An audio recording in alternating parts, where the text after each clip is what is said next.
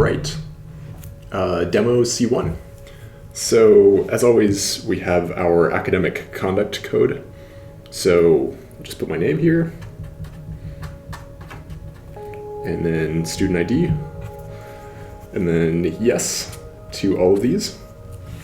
All right, so the first part of the question, the first part of the demo, when I gave this as an exam, we have something up with pumpkins. So we're given, supply and demand curves for pumpkin pasties. We have a demand curve, which is our marginal benefit curve, and a supply curve, which is our marginal cost curve. And then so we have these things represented here. Okay, and then turns out the daily profit conclusively established a link between the consumption of pumpkin pasties and the accidental casting of magical spells. And we have an externality here. And from the context, we can tell that this is a negative externality. It's sort of bad for society. Okay, so question 1, we have a question about the market equilibrium.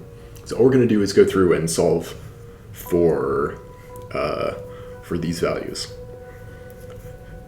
Okay, so our demand curve, we start at 100, and this has a negative slope. Well, it's a thick pen. So this is our demand curve, which is also our marginal benefit curve. And in this case, we don't have any positive externalities. So this is also our marginal social benefit curve. Okay, and then we have a vertical intercept of 100. And then we also have a supply curve. So this is upward sloping, which is our marginal cost curve. But in this case, we have a negative externality of 10 galleons. So this is not equal to our marginal social cost curve. We have another curve, which is our marginal social cost, MSC. And this thing, so it's 10 units, 10 galleons higher. So this intersects at 20, although we're not actually going to need this number. But this is sort of an easy way of thinking about it. All right, and then on the vertical axis, we have, horizontal axis, we have quantity, vertical axis, we have price, and then we're just going to solve for market equilibrium. This market equilibrium happens at the intersection of MC and MB, just supply equaling demand. So that happens graphically right here. All right, so this is our Q. Oops. Quantity is not on the vertical axis, as every econ student knows. All right, and so because we know we have externalities, market and socially efficient are not going to correspond. So we'll put a hat on these things to denote the market equilibrium when it's not equal to the socially efficient. All right, so then to solve this thing, we just set the marginal cost equal to marginal benefit. And here, this is 10 plus Q, so that's the marginal cost, equal to the marginal benefit, which is 100 minus Q. And then we just solve for this. So this is, so we have 2Q is equal to 110. Nope. Equal to 90. Easy mistake to make. And then Q hat is just 90 divided by 2. So this is 45. So this thing is equal to 45. And we're asked directly for market equilibrium quantity, so I'm just going to put this in. 45. And then we can find market equilibrium price. So our P hat is just from our supply curve. This is 10 plus QS. So this is 10 plus QS, which is Q hat. We have 45, and this comes out to be 55. So market equilibrium price is 55. Now for this last bit, we want the socially efficient quantity, which, let's do this in pink,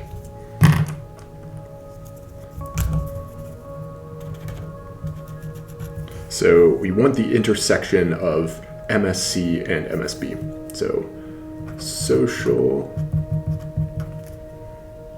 and this happens where MSC is equal to MSB.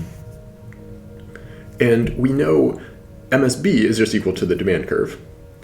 So we'll just write that down below. So we have 100 minus Q. And then MSC is our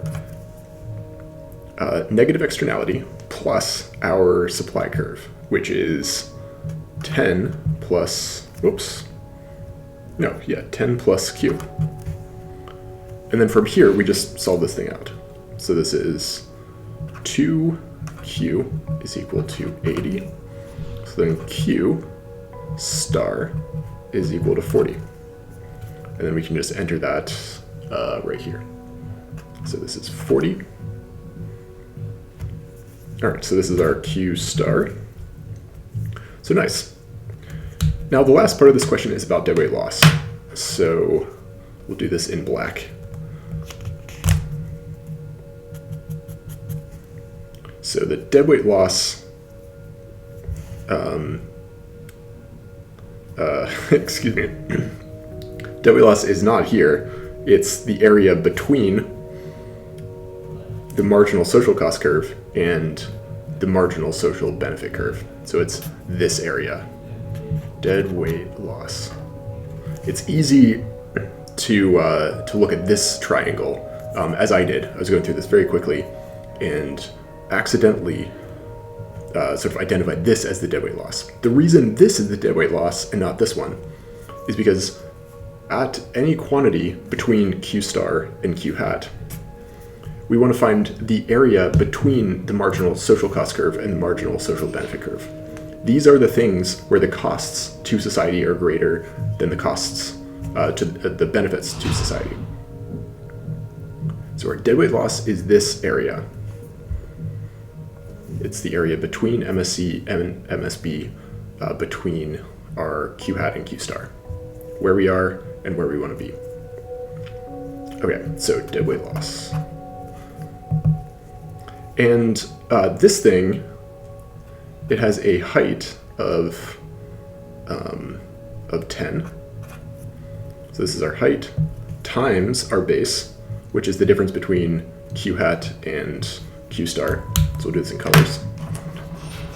So we have the difference between 45 and 40. So we have 40, we have 45, and then we take the difference.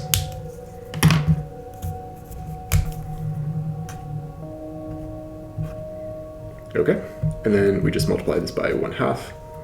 So this thing comes out to be 10 times 5 times 1/2, which is 25.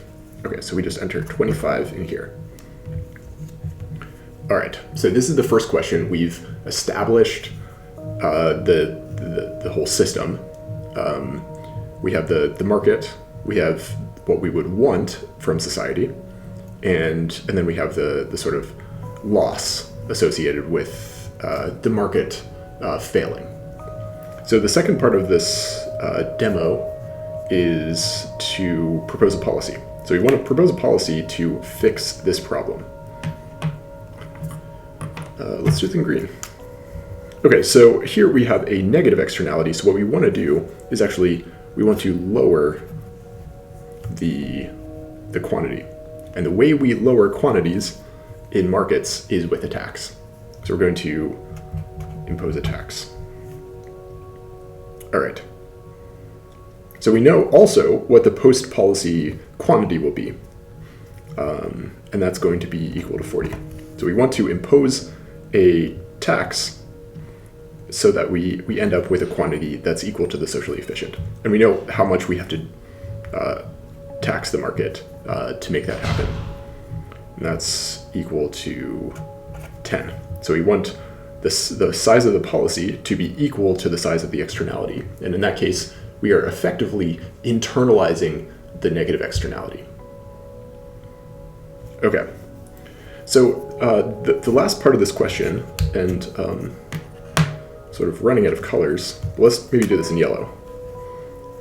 We want to find, once we've imposed the tax, how much are buyers and sellers going to be paying? So we're imposing a tax. We're essentially sliding the tax wedge in from the left, and that will give us a tax wedge that sort of splits the demand curve and the supply curve.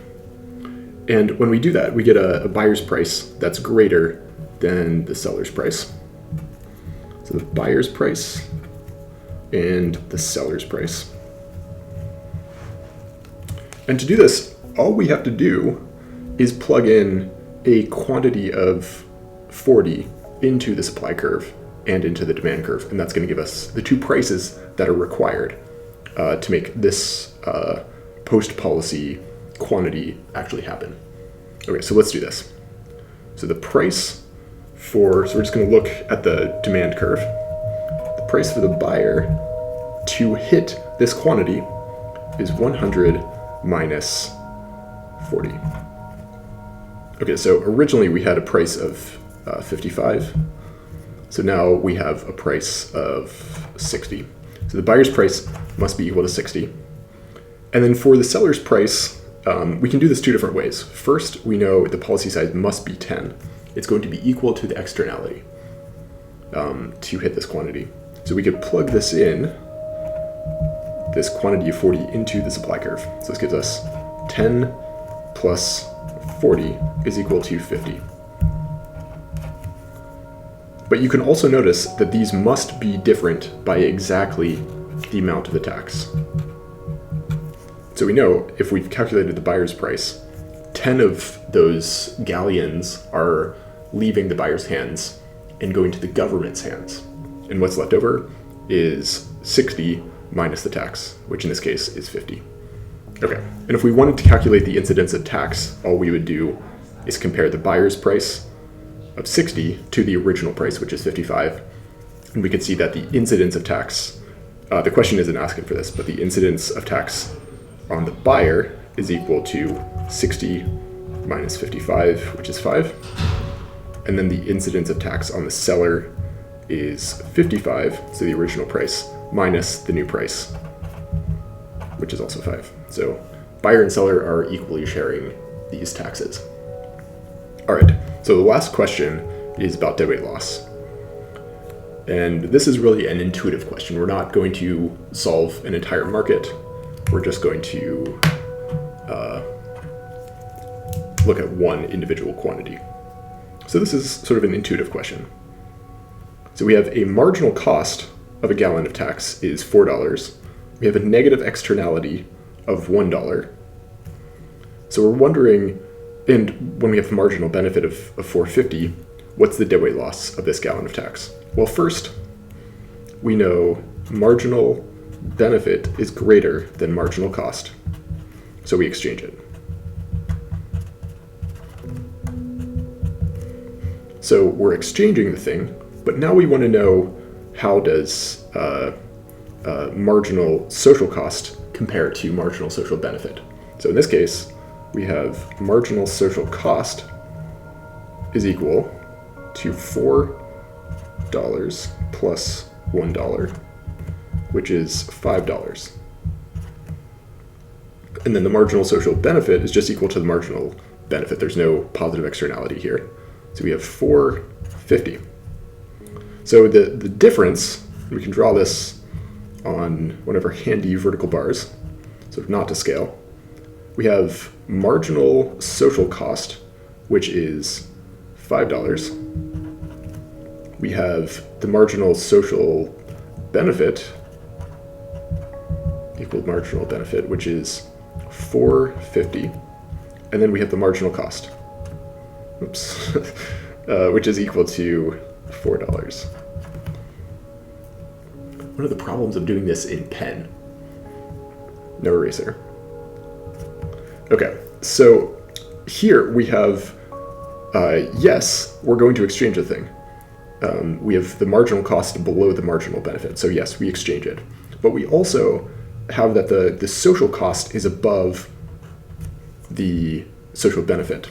So this is our deadweight loss. So the deadweight loss in this case is equal to the difference between the marginal social cost and the marginal social benefit, because we are exchanging this thing. So this gives us a difference of 50 cents. So the answer here is 50 cents. Okay, and that concludes our demo. I'll see you in the next one.